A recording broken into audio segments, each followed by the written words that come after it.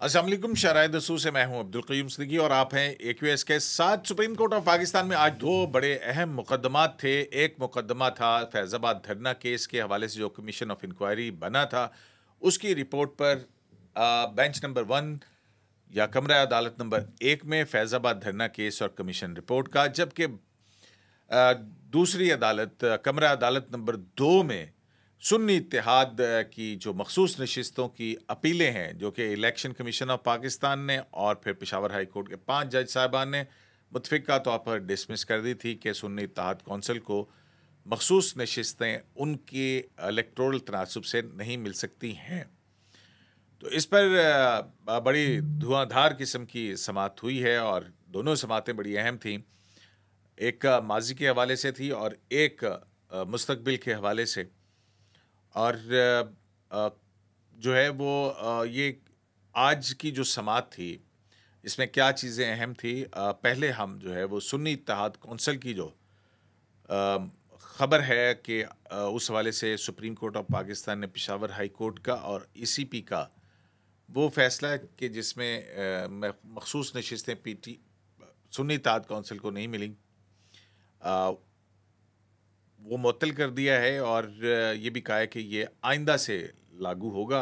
Leave grant कर दी, यानी कि अपील जो है बाकायदा समाअत के लिए मंजूर कर ली है, उस पर नोटिसेस जारी कर दिए हैं और जो है वो ये कहा है कि ये जो ऐसे वो अरकान जो इजाफी नशिस्तें, यानी कि एक दफ़ा पहले जब सियासी जमातों की सीटें होती हैं, उसके मुताबिक जो लिस्टें दी गई होती हैं, उसकी बुनियाद पर तनासुब से जो नशिस्तें आती हैं वो उन पर कोई असर नहीं होगा।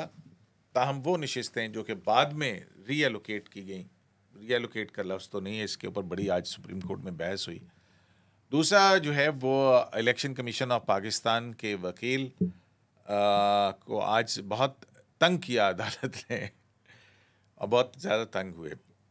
तो दूसरी तरफ फैज़ाबाद धरना केस की कमीशन की रिपोर्ट के ऊपर सुप्रीम कोर्ट ने कहा है कि कमीशन ने जो TORs थे उनको अटेंड ही नहीं किया।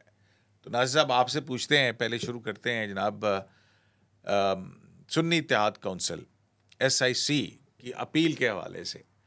आज बेंच में आपने क्या, बेंच की बॉडी लैंग्वेज कैसी थी? मुझे तो जस्टिस मंसूर अली शाह और जस्टिस अतर मिनल आज बहुत एनर्जेटिक नज़र आए, बड़े खुश थे। मंसूर अली शाह साहब हंसते हुए और बड़ी अदालत के अंदर कह के भी लगे बहुत ज़्यादा। आपको क्या नज़र आया वहाँ?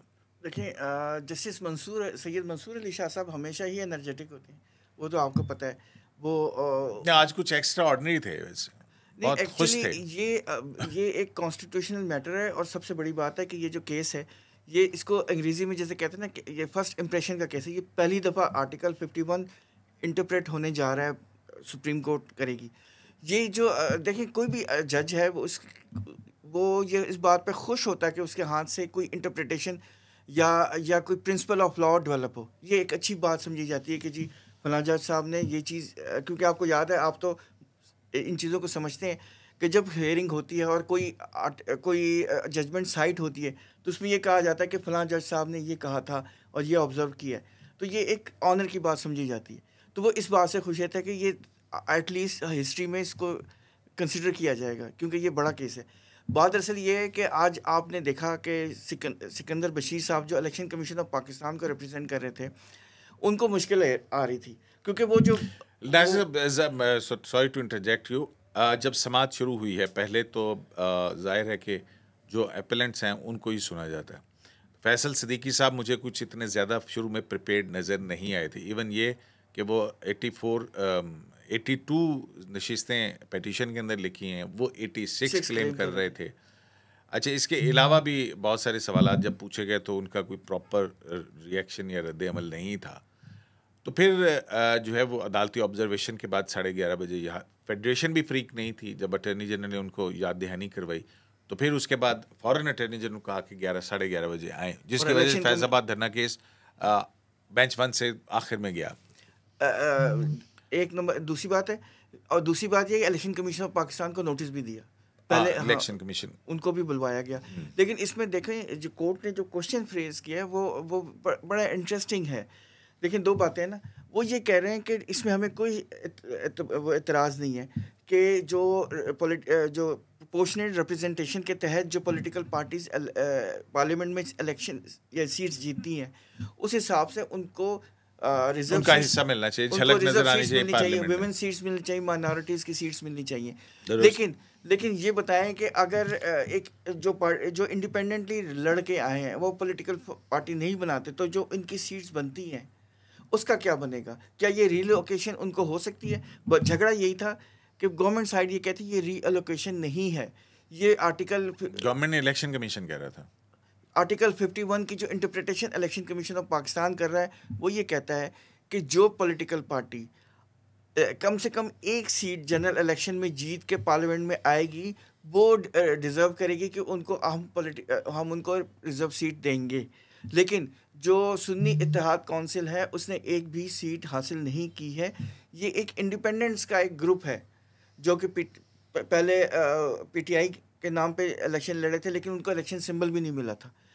लेकिन चूंकि उनके पास अब कोई पॉलिटिकल कॉमन इलेक्शन सिंबल नहीं था, हाँ, इलेक्शन सिंबल तो थे, कॉमन इलेक्शन सिंबल नहीं था। तो कहने का ये मकसद है कि चूंकि उनके पास उन्होंने कोई सीट नहीं जीती तो वो एक पॉलिटिकल पार्टी नहीं है, जो इसलिए उनको इलेक्शन ये नहीं मिल सकती। ये उनका पॉइंट ऑफ व्यू है इलेक्शन कमीशन ऑफ पाकिस्तान का। लेकिन कोर्ट ये कहती है कि इलेक्शन कमीशन एक कॉन्स्टिट्यूशनल बॉडी है, उसका काम है जो फंडामेंटल राइट है, राइट टू वोट, उसको प्रोटेक्ट करे। तो एक जो वोटर्स ने अगर किसी पार्टी को वोट दिया है तो ये नहीं हो सकता कि उसकी पार्टी का जो हिस्सा है वो दूसरी पॉलिटिकल पार्टी को मिल जाए, यानी रिजर्व सीट दूसरी पॉलिटिकल पार्टी को चली जाए।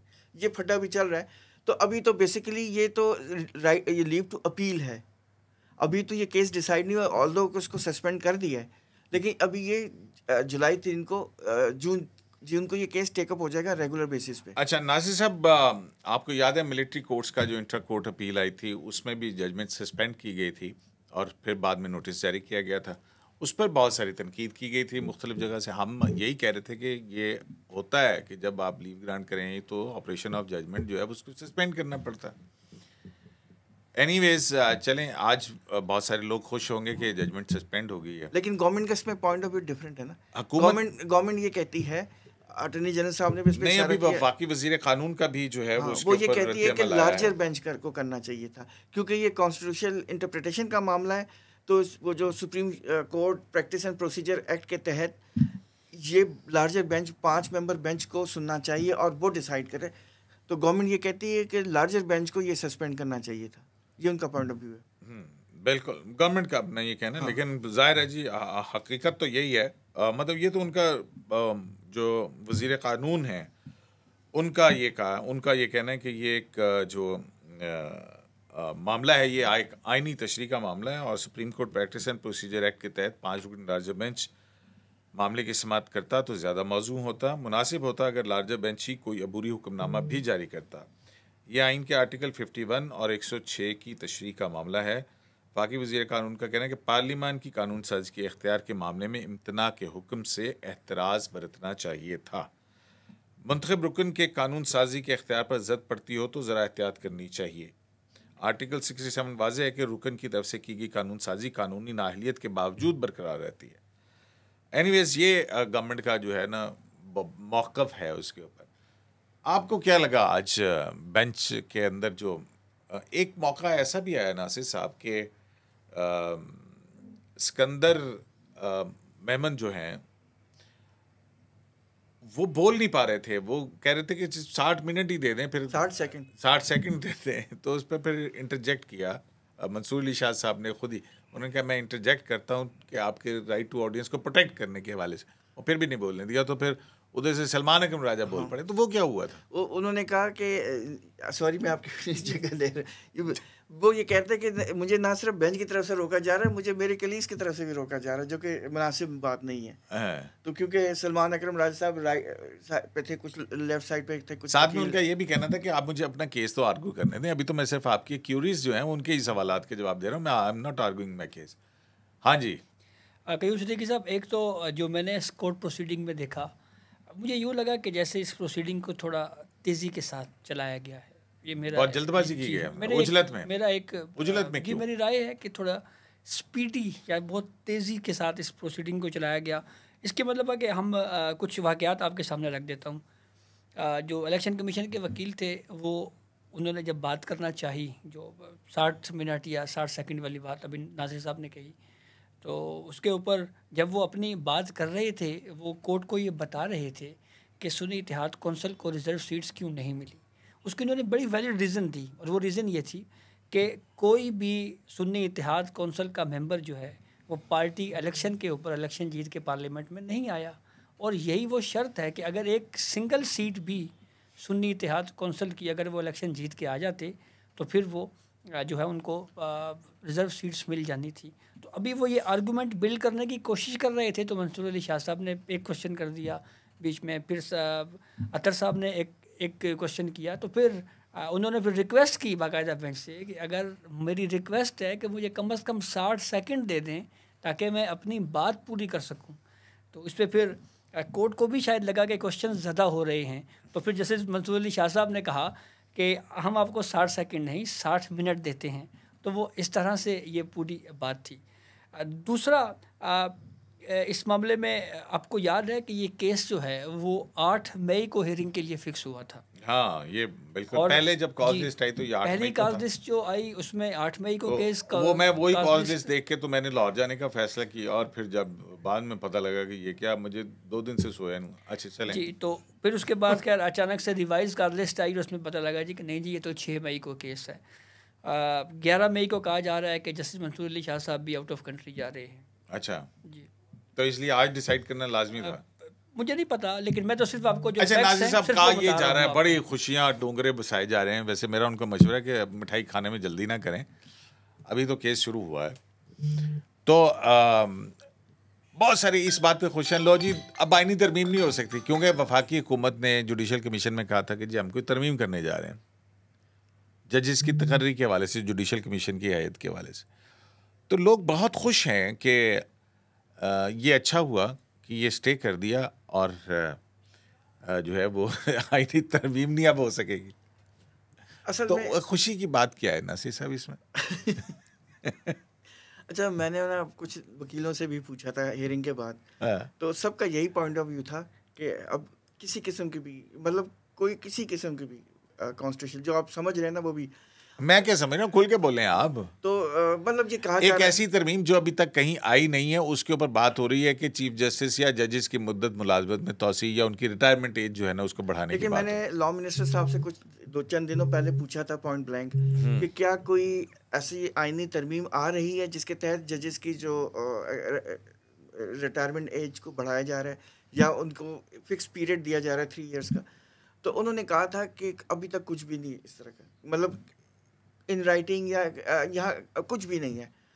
तो लेकिन फिर मैंने उनसे पूछा था कि ये फिर क्यों बहस चल रही है, तो उन्होंने कहा था इसके बारे में मुझे नहीं मालूम, लेकिन ये बहस चल रही है, इसमें हाँ। कोई शक नहीं है। तो लोगों का ये ख्याल है कि जो कॉन्स्टिट्यूशन अमेंडमेंट की बात की थी लॉ मिनिस्टर ने जुडिशल कमीशन की मीटिंग में, हो सकता है इस जुडिशल कमीशन ये जो अमेंडमेंट आ रही है इसमें ना सिर्फ ये कि जुडिशल कमीशन की जो प्रोसीजर है चेंज एलिवेशन की जजेस की वो चेंज होगी, उसके अलावा हो सकता है और भी अमेंडमेंट्स आ जाएं। जो ये सब बातें हवा में हैं, कोई कंफर्मेशन नहीं है जिसमें ये बात डिसाइड हो जाए कि इलेक्शन जजेस तो की। अब जाज़ेब अब्बासी कहते हैं कि अमेरिका जा रहे थे, अमेरिका जा रहे हैं या कहीं बैरून मुल्क जा रहे हैं, ये नहीं पता कि क्या वन ऑफ, क्योंकि उन्होंने मंसूर साहब ने कहा भी, मंसूर अली शाह शायद साहब ने लंदन भी जा रहे हैं और शायद अमेरिका भी जा रहे हैं, कि कुछ इस तरह की बात है। अच्छा, आपसे तो वो फेडरल जुडिशल एकेडमी में उनकी मुलाकात हुई थी, तो उसमें बताया होगा कि वो जा रहे हैं, बाहर नहीं जा नहीं, उन्होंने ये ज़रूर बताया था कि उन्होंने जाना है, हाँ लेकिन बहरहाल उनकी अपनी आइटिनरी है, वो तो हम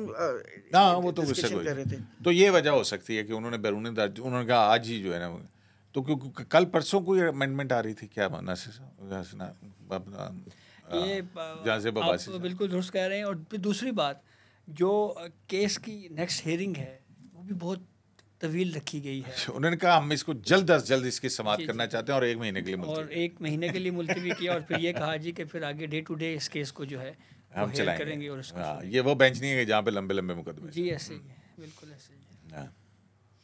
तो नाज़िर साहब, इफ़ेक्ट क्या, मतलब है कि खुशी की वजह मुझे नहीं समझ आई है। क्या इस बात पे खुश हुआ जाए कि पार्लियामेंट अब कोई आईनी तरमीम नहीं कर सकेगी? पार्लियामेंट का यार इख्तियार इसमें खत्म हो इसमें गया। ना एक बड़े इंटरेस्टिंग ऑब्जर्वेशन हाँ? है। अब नाम की क्या जरूरत है, एक साहब ने बड़े मजे के इंटरेस्टिंग उन्होंने कहा देखिए पीटीआई को तो इसमें कुछ नहीं मिला, लेकिन उनके पास भी कुछ नहीं रहा, तो ये खुशी की बात किनके है। पास कुछ नहीं रहा? मतलब जो दूसरी पॉलिटिकल पार्टीज हैं जिनको एलोकेशन हो गई है सीट्स, उनकी सीट्स उधर चली गई। मतलब क्या कॉन्स्टिट्यूशनल अमेंडमेंट जो थी, अब कोई पड़ी है जिस पे वोटिंग होने जा रही ये थी मैंने कल? बताया ना, सारी हाँ। हवा में बातें हैं ना, किसी ने कुछ भी नहीं पढ़ा हुआ, या अगर पढ़ा हुआ है मतलब तो एक तरमीम नहीं हो सकती है, हाँ अलबत्ता ना हुकूमत गिर सकती है और ना हुकूमत गिराई जा सकती है नहीं, वो तो कुछ भी नहीं हो सकती इस स्टे से। अब क्योंकि- बाद में क्या क्योंकि- फैसला होता है, क्योंकि उसके बाद ये- क्या नंबर चेंज और गेम ये चेंज जो होती है, वो एक सस्पेंशन अलग है ये बात। रेट्रोस्पेक्टिव इफेक्ट के साथ नहीं है, ये प्रोस्पेक्टिव है। कोर्ट ने अपने ऑर्डर में ये क्लियर कर दिया है कि जो कुछ हो चुका है वो हो चुका है। इलेक्शन किसी के प्राइम मिनिस्टर का इलेक्शन हो जो हुआ है या जो भी कुछ हुआ है वो जैसा है वैसे ही रहेगा, लेकिन आइंदा कोई काम नहीं होगा। उन्होंने ये बात क्लियर कर दी है। ये नहीं हो सकता कि इसका इफेक्ट पीछे भी जाएगा। लेकिन मैंने बताया ना, जो एक ऑब्जर्वेशन आई है, साहब ने कहा कि हमें कुछ नहीं मिला तो उनको भी कुछ नहीं मिला उनसे भी कुछ, मतलब उनके कक भी कुछ नहीं रहा। ये नासिर साहब, बात ये है कि हुकूमत कायम है, ठीक है ना, हुकूमत फैसले कर रही है, हुकूमत कानून साजी कर सकती है, कानून साजी कर सकती ठीक है, और Simple बजट majority भी के साथ पेश हो करेंगे, सकती है। सिंपल मेजोरिटी के साथ चल रही है। तो कॉन्स्टिट्यूशनल अमेंडमेंट वो आएगी तो उस पर कंसेंसस डेवलप करने के लिए और बहुत सारी चीज़ें होती हैं, वो फिर होता है वोटिंग होती है, एक लंबा तरीका वो तो ये होता है ना कि जो इंडिपेंडेंट्स हैं उनको आप मिला भी सकते हैं। तो बातचीत जो है वो, बल्कि देखें ना, अमेंडमेंट आए, मैं तो ये कहता हूँ कि पार्लियामेंट के अंदर आए, पार्लियामेंट में बहस हो और उस बहस के बाद हक में या मुखालफत में जो भी है फैसला आ जाए। अमेंडमेंट ना हो जाए। पार्लियामेंट को इस तो बात से इसमें खुशी वाली बात कौन सी है, मुझे ये समझ नहीं आ रही। देखिए, पार्लियामेंट को किसी बात से रोका नहीं जा सकता। पार्लियामेंट सुप्रीम है और वो किसी किस्म का भी काम कर सकती है। इसमें आप उसको मतलब उनके पास बहुत से रास्ते हैं, लेकिन फिलहाल वो ज़ाहिर है, लेकिन वो एहतराम करते हैं कोर्ट्स का, उसमें कोई शक नहीं है, वो नहीं करेंगे। लेकिन आप उनको बिल्कुल बाउंड नहीं कर सकते पार्लियामेंट को। अच्छा जैसे वो क्या हुआ था जिसपे जब पहला एक दो हिस्से थे ना इस समात के, कि पहले हिस्से के अंदर जो है वो ऑब्जर्वेशंस थी कि हम जो है वो मैंडेट जो है जो भी उसका रिफ्लेक्शन होनी चाहिए जो भी मुतनासिब नुमाइंदगी का आइनी असूली तरीकाकार है, और ये बेसिक प्रिंसिपल पार्लियामेंट में और बड़ी उन्होंने जस्टिस मंसूर अली शाह ने इस बात पे बड़ी वजाहत दी। उन्होंने कहा कि हमें किसी सियासी पार्टी हमारे लिए कोई रेलेवेंट नहीं है, हमारे लिए रेलेवेंट है कि अवाम ने जो मैंडेट जिसको दिया है उसकी रिफ्लेक्शन जो है वो पार्लियामेंट के अंदर होनी चाहिए। तो अदालत को ये वजाहत देने की क्यों ज़रूरत महसूस हुई? और दूसरी बात ये है कि ये चीज़ें पता तो थी जज साहिबान को। तो दूसरी अहम बात आपने शायद वो देखी होगी कि एक क्वेश्चन भी किया था जस्टिस मंसूर अली शाह साहब ने। उन्होंने कहा था कि फ़र्ज़ करें आज़ाद उम्मीदवार हैं, उनको उनके पास जो है वो 200 का फिगर है, फ़र्ज़ करें, एक मिसाल दी उन्होंने कि वो 200 लोग हैं, तो दूसरी तरफ एक पॉलिटिकल पार्टी है जिसके पास 6 वोट्स हैं, तो क्या वो 200 सीट्स जो हैं वो इस 6 वोट वाली पॉलिटिकल पार्टी को मिल जाएगी? तो इसके ऊपर इलेक्शन कमीशन के वकील ने कहा कि हाँ जी बिल्कुल ऐसा ही है। उसमें बड़ा कहका लगा। जी, उसके ऊपर बड़ा कहका भी लगा था। ये बात है, वो कोर्ट रूम के अंदर पाकिस्तान तहरीक इंसाफ के जो वकला विंग हैं उनकी एक बड़ी तादाद क्योंकि कोर्ट में मौजूद थी, तो वो काफ़ी ज़्यादा उसको उन्होंने इंजॉय किया, बड़ा एक लाफ्टर आया। तो उस पर फिर इलेक्शन कमीशन के वकील साहब ने ये कहा कि तालियां नहीं बजी मां। जी कि आप इसके ऊपर जो कोर्ट रूम में मौजूद लोग हैं जी हंस भी रहे हैं, लेकिन मैं तो वो बात कर रहा हूँ जो आइन में लिखी हुई है। और हमारा आइन यही कहता है कि जो जिसके पास रिजर्व सीट सियासी जमात को मिलेगी और सियासी जमात क्वालिफाई करती है, उसके 3 इंग्रेडिएंट्स हैं। जी और वो पूरा प्रोसेस जिन पे सुन्नी ताद काउंसिल पूरा नहीं उतरती। और एग्जैक्टली उन्होंने यही बात कही। और फिर उसके बाद उन्होंने ये बताया कि एक भी अगर सीट अगर इंतखाबी निशान के ऊपर जीत कर अगर कोई पार्टी पार्लियामेंट में आती तो फिर जो है वो इसके हकदार वो थीं, लेकिन क्योंकि ये इन पैरामीटर्स के ऊपर सुन्नी इत्तेहाद काउंसिल पूरा नहीं उतर रही थी तो इसलिए जो है वो इन रिजर्व सीट्स का हकदार नहीं है। तो नासिर साहब, ये बड़ी दिलचस्प सी सूरत हाल है कि कमरा अदालत नंबर 1 में वो उस धरने की 2017-18 की हो रही है जिसने कि पाकिस्तान की इस सियासत के अंदर एक हिजान खेजी पैदा की थी। आपको याद है वो एक कानून में तरमीम की बात हुई थी, उसको इंटरप्रेट किया गया और फिर उसके बाद पूरा मुल्क जैम कर दिया गया।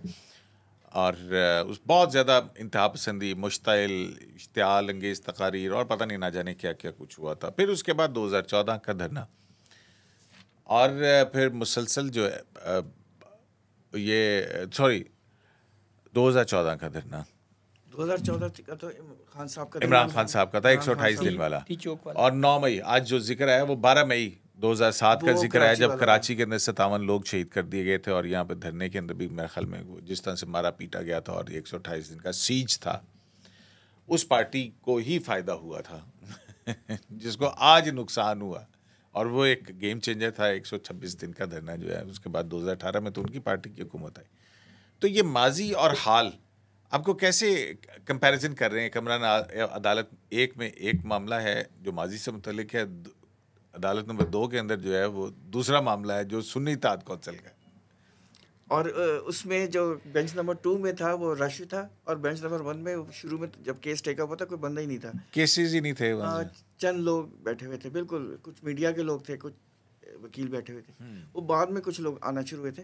लेकिन ये बड़ा इंटरेस्टिंग है और इसमें जो सुप्रीम कोर्ट है उसने तो चीफ जस्टिस काजी फायज ने तो क्लियर कट कहा था कि जो कमीशन की रिपोर्ट आई है वो तो सिर्फ शेयर वेस्टेज ऑफ टाइम है।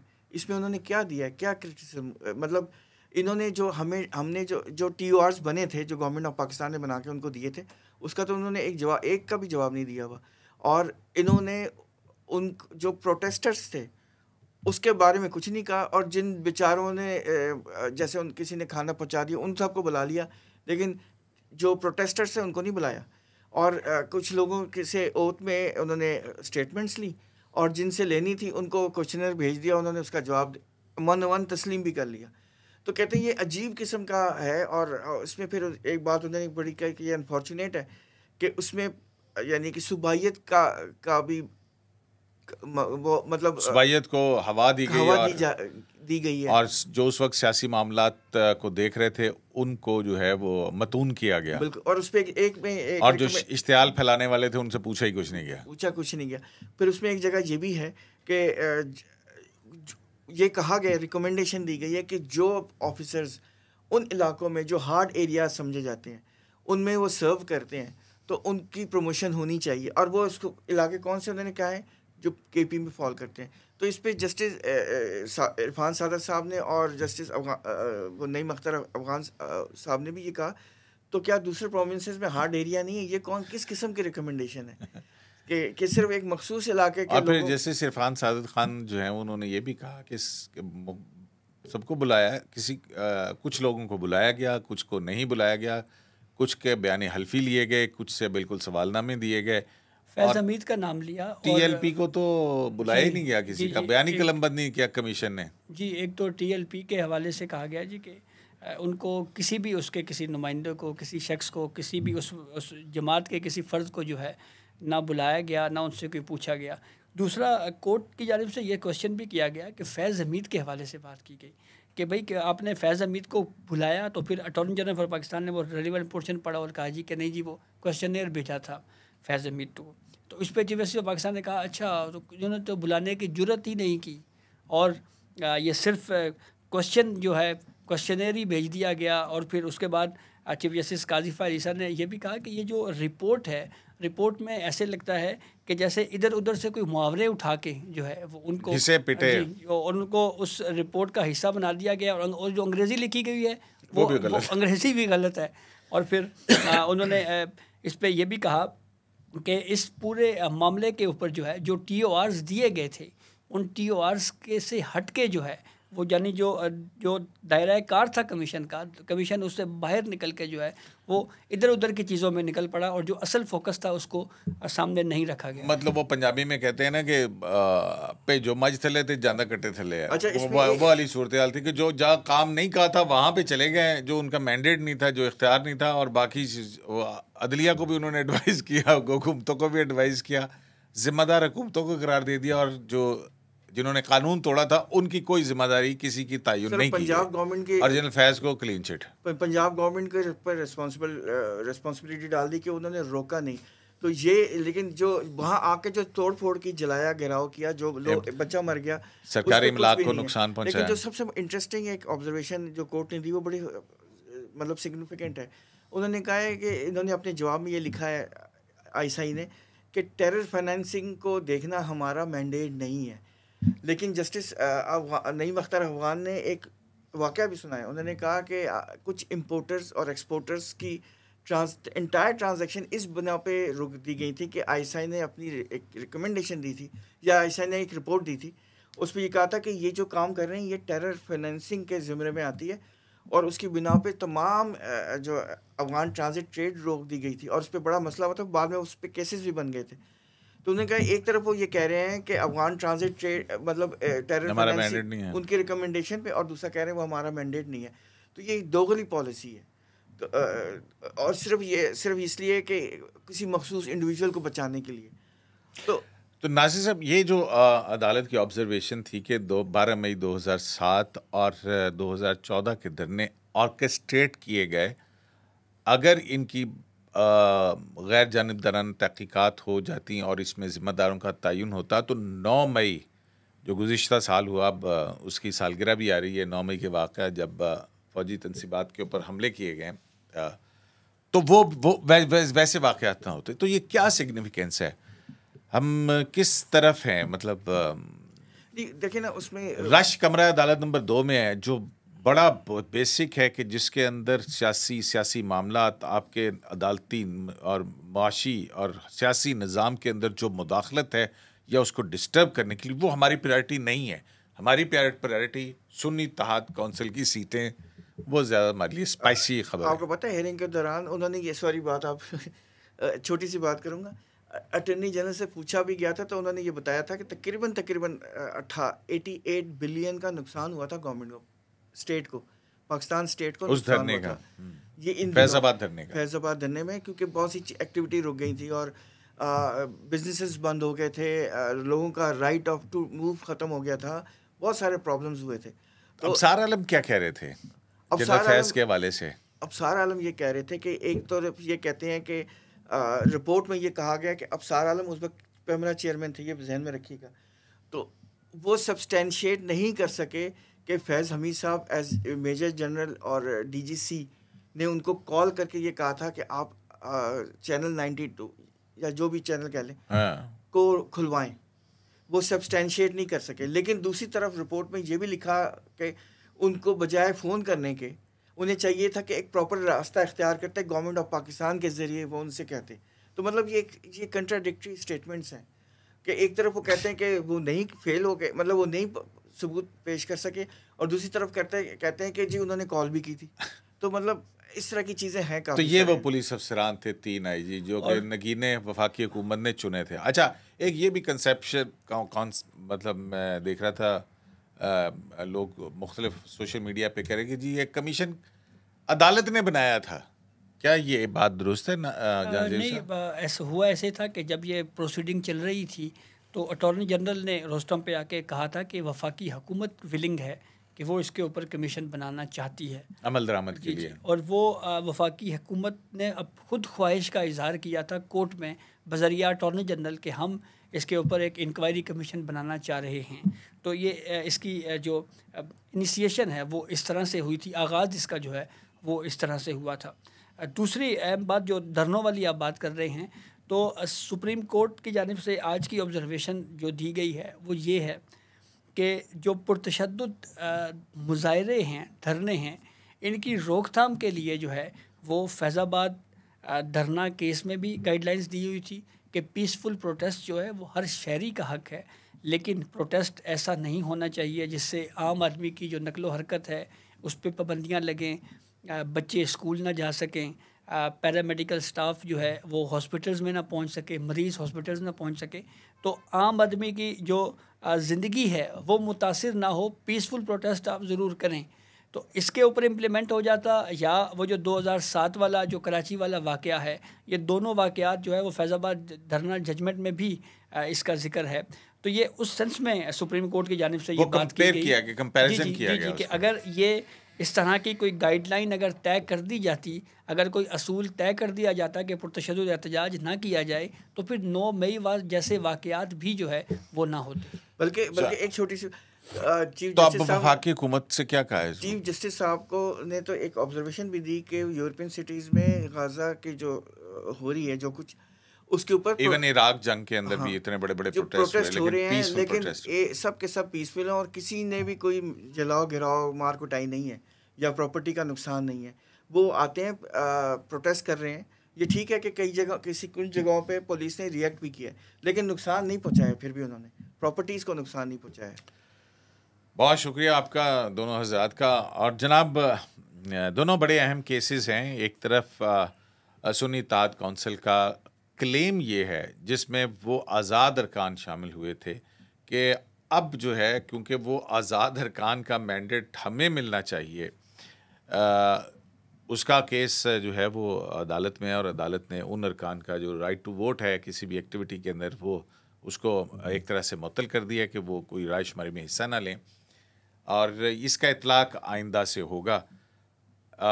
मुकदमा जो है उस लार्जर बेंच तश्कील देने के लिए, क्योंकि अटॉर्नी जनरल फॉर पाकिस्तान का ये कहना था कि क्योंकि इसमें आइनी तरमीम या आइन की तशरीह का मामला है तो प्रैक्टिस एंड प्रोसीजर एक्ट के सेक्शन 4 के तहत लार्जर बेंच को ये मामला जाना चाहिए। तो सुप्रीम कोर्ट ने मामला लार्जर बेंच की तश्कील के लिए भी भेज दिया है। पेशावर हाई कोर्ट और इलेक्शन कमीशन के फ़ैसले भी मखसूस नशिस्तों के हवाले से मुअत्तल कर दिए हैं और इसकी समाअत जल्द अज जल्द करने के लिए 1 महीने बाद जो है वो मुलतवी कर दी गई है। जबकि अदालत नंबर 1 के अंदर फैज़ाबाद धरना केस में, जिस पर 2018 से ना माजी में अमल हुआ ना कभी वो रिव्यू दरख्वास्तें 5 साल तक लगीं, और जब लगीं उसके बाद हुकूमत ने कमीशन बनाने के लिए कहा। कमीशन अपने TORs के अंदर रहने के बजाय इधर उधर खेलता कूदता हुआ आ गया और एक गंदी अंग्रेज़ी के अंदर घिसी पिटी रिपोर्ट अदालत के सामने पेश कर दी है।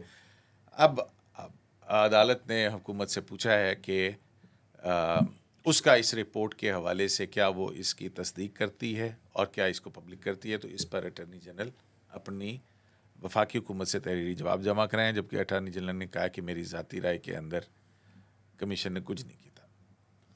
शरह दस्तूर से अब्दुल क़य्यूम सिद्दीकी को AQS लाइव से इजाज़त दीजिए।